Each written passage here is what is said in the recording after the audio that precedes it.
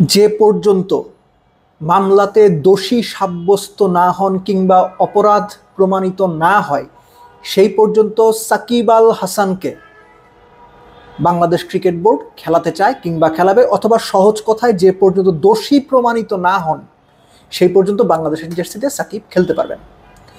Bangladesh cricket board মোটামুটি এই নীতিগত সিদ্ধান্তটা নিয়েছেন। সো এই বিষয়টা হন ক্রিকেট বোর্ড ক্রিকেটার সাকিবকে প্রায়োরিটি দিয়েই এই সিদ্ধান্তটা নিয়েছে। এখন এর মধ্যে আরেকটা ব্যাপার আছে যে সাকিব তাহলে দেশের যে সিরিজ মামলা চলাকালীন সেগুলোতে কি পার্টিসিপেট করবেন? তাহলে তো তাকে দেশে আসতে হবে। এখনো পর্যন্ত যতটুকু জানা গেছে যে সাকিব আল হাসান শুধুমাত্র বাংলাদেশের যে অ্যাওয়ে সিরিজগুলো থাকবে বা আছে আগামীতে সেগুলোতেই পার্টিসিপেট করবেন বলে জানা যাচ্ছে। এবং একই সঙ্গে সাকিব আল হাসানের সঙ্গে সম্ভবত বোর্ডের এই ধরনের কথাও হয়েছে যে সাকিব তার মতো করে বিদেশে প্রস্তুতি নেবেন, প্রস্তুতি নিতে থাকবেন। যদি খেলার সুযোগ থাকে ক্রিকেট বোর্ড থেকে অন্যান্য ফ্র্যাঞ্চাইজি লিগ কিংবা অন্যান্য টুর্নামেন্ট বোর্ড থেকে এনওসি নিয়ে সেগুলো খেলবেন এবং নিজেকে ফিট রাখবেন, প্রিপারেশনের মধ্যে থাকবেন। এবং একই সঙ্গে অ্যাওয়ে সিরিজ যেটা হচ্ছে এখনো পর্যন্ত সব কিছু আসলে কংক্রিট না কিংবা শিওর না, কিন্তু এরকম একটা সম্ভাবনায় তৈরি হয়েছে কিংবা এগুলোই জানা যাচ্ছে।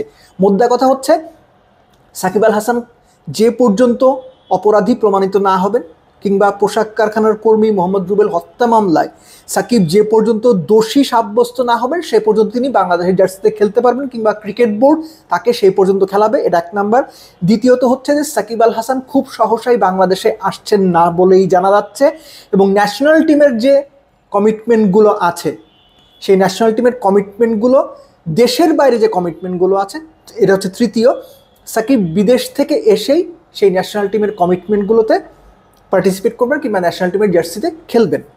আপনারা জানেন যে 2 দিন আগেই cricketers welfare of association of Bangladesh কোয়াপ থেকেও একটা বিবৃতি দেওয়া হয়েছে, সেখানেও তারা সাকিবের প্রতি একটু সহানুভূতিশীল হওয়ার কথা বলেছেন তাদের পক্ষ থেকে। একই সঙ্গে মুশফিকুর রহিম কিংবা মুমিনুল হক কিংবা শান্ত তারা সবাই সাকিবের পাশে দাঁড়াচ্ছেন বা সাকিবের পক্ষ হয়েই ফেসবুক পোস্ট দিচ্ছেন কিংবা কথা বলছেন।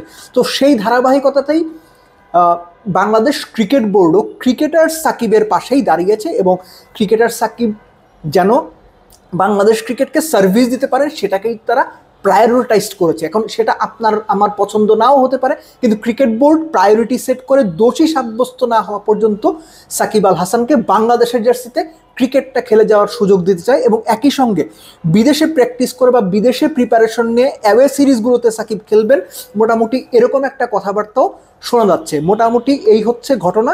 এখন সাকিব আল হাসান দেশে আসবেন, কয়েকটা ভিডিওতে আমি এটা বলেছি, এই সম্ভাবনা এখন প্রায় শূন্য। সাকিব পাকিস্তান থেকেই তার অন্য পরিবার যেখানে আছেন যুক্তরাষ্ট্রে সেখানে চলে যাবেন এবং সেখান থেকে কাউন্টি খেলতে যাওয়ার কথা রয়েছে এবং ভারতে যখন বাংলাদেশ টিম যাবে সিরিজ খেলার জন্য সেই সিরিজেও সাকিব আল হাসান বিদেশ থেকে এসেই পার্টিসিপেট করবেন বা ভারতে এসে খেলবেন এবং একই সঙ্গে সিরিজটা শেষ করে আবার তিনি হয়তো যুক্তরাষ্ট্রে ফিরে